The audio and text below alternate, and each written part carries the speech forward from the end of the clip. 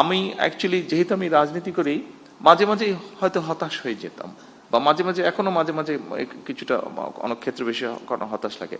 কিন্তু এই বাচ্চাগুলোকে দেখার পরে নিজেকে খুব কনফিডেন্ট মনে হয়েছে।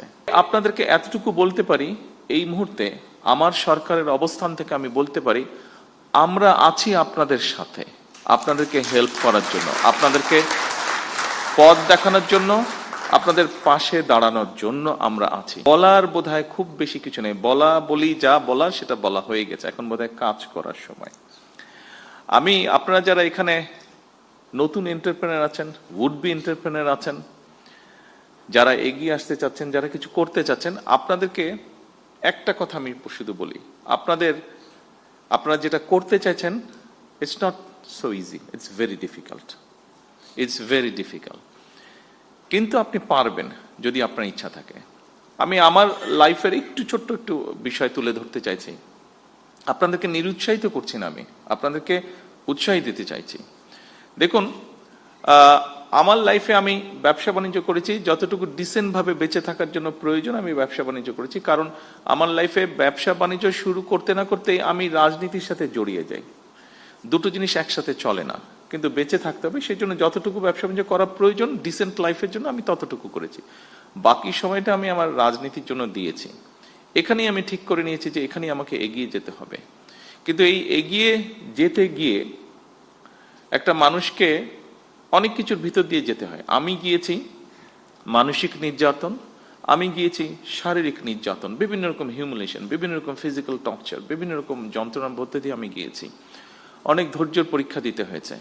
তারপরে আমি আজকে আলহামদুলিল্লাহ আল্লাহর রহমতে একটা জায়গায় এসেছি।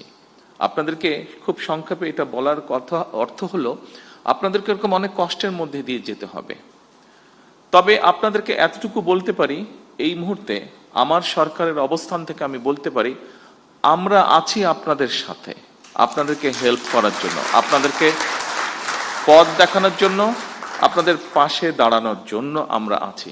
কতটুকু পারবো আমি জানি না, বাট আমরা আছি। যতটুকু পারবো সর্বোচ্চ শক্তি দিয়ে আপনাদের পাশে থাকার চেষ্টা করব আমরা ইনশাল্লাহ। এই জন্য আমি এই কথাটা বলছি, কারণ আপনাদেরকে এগিয়ে আসতে হবে। আপনারা আজকে যারা এন্টারপ্রেনার হবেন, যারা হতে চাইছেন, যারা হয়ে গিয়েছেন, কাজ শুরু করেছেন, এখানে বেশ কয়েকজনকে আমরা দেখেছি যারা বেশ কিছু দূর এগিয়ে গিয়েছেন, এবং এগিয়ে গিয়ে যারা মানুষ, সমাজ, সামগ্রিকভাবে দেশের উপকার করছেন। আপনাদেরকে প্রয়োজন, আপনার জন্য আপনার প্রয়োজন না, আপনাকে প্রয়োজন লক্ষ কোটি মানুষের জন্য প্রয়োজন, আপনাকে প্রয়োজন এই দেশের জন্য প্রয়োজন। কারণ আমি একটি কথা বলেছি, ওই দিন আমি গিয়েছিলাম চিন্ময়ীতে, একটি অনুষ্ঠান হচ্ছিল, সেটি ছিল ইনোভেশন ইভেন্ট। আমরা ছোটবেলায় সায়েন্স ফেয়ার বলতে যা বুঝেছি, অনেকটা ওরকম। বিভিন্ন বাচ্চারা, স্কুলের বাচ্চারা, বিভিন্ন সারা দেশ থেকে এসছে, তারা ওখানে বিভিন্ন রকম তাদের প্রজেক্ট তারা নিয়ে এসেছে।